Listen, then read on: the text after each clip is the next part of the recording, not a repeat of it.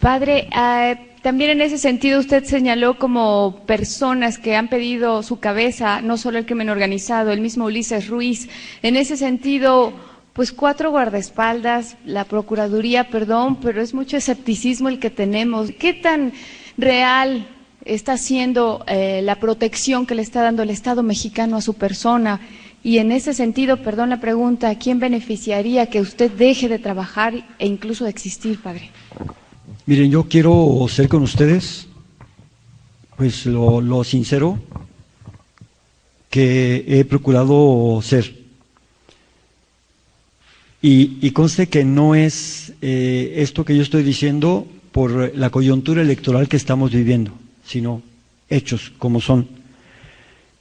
¿Qué les puedo decir? Yo personalmente, a mí sí me preocupa el regreso del PRI.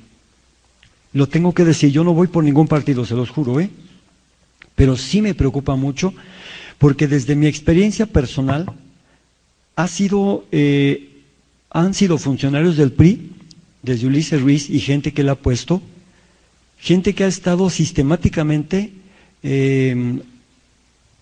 hostigándonos, pero además prestándose a toda la, pues los daños, los crímenes que se han cometido contra los migrantes.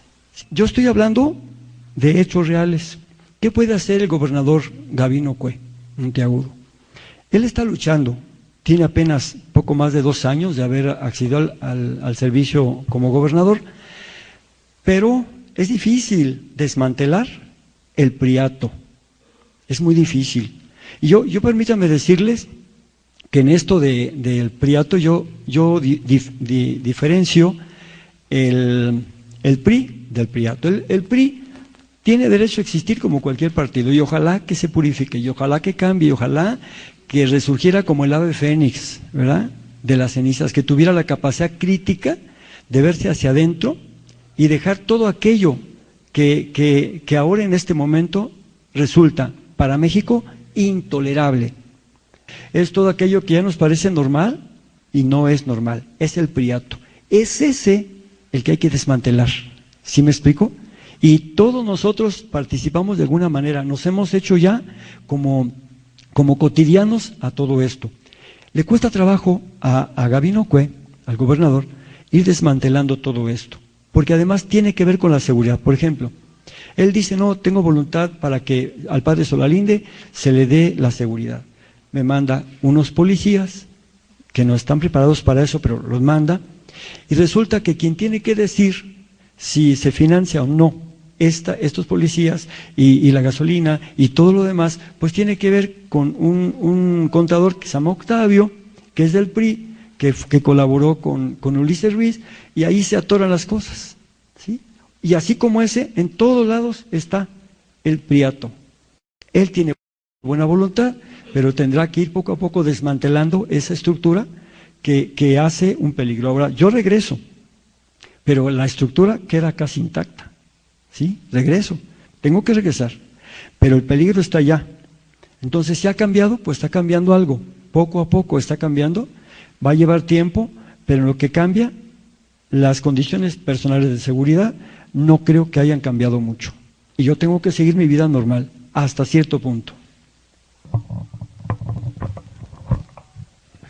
En relación con tu pregunta, Rocío, es una noticia terrible el cierre del albergue de Lechería y quiero explicar exactamente por qué.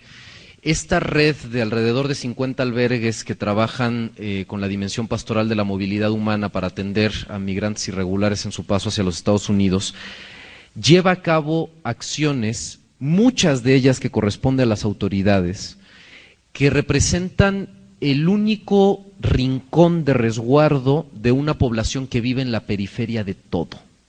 Y cuando digo vive en la periferia de todo, me refiero a que la falta de documentos se interpreta o redunda en una suerte de necesidad de vivir en la clandestinidad. Y en esa necesidad de vivir en esa aparente clandestinidad, no hay posibilidad, o es muy remota, de acercarse a autoridades para pedir investigaciones ante los abusos. Es muy complicado acceder a servicios y condiciones materiales elementales de vida, y los albergues se terminan convirtiendo en la única posibilidad en ocasiones de supervivencia, y no lo estoy diciendo exagerando de ninguna manera. A mí mismo me ha tocado estar en el propio albergue del Padre Solalinde y en varios otros, escuchando las historias de migrantes, que es incalculable el dolor del que vienen escapando de sus tierras de origen, y que es incalculable el dolor que han tenido que experimentar en nuestra propia tierra porque no hemos sido capaces como Estado mexicano de garantizar condiciones de dignidad en su paso hacia los Estados Unidos. Los albergues han significado también referentes para narrarle a las autoridades las historias que las propias autoridades no se han acercado a extraer del propio terreno. Por eso el Padre Solalinde representa una amenaza para las redes de delincuencia organizada en México y para muchos funcionarios corruptos que trabajan de la mano con esas redes de delincuencia organizada.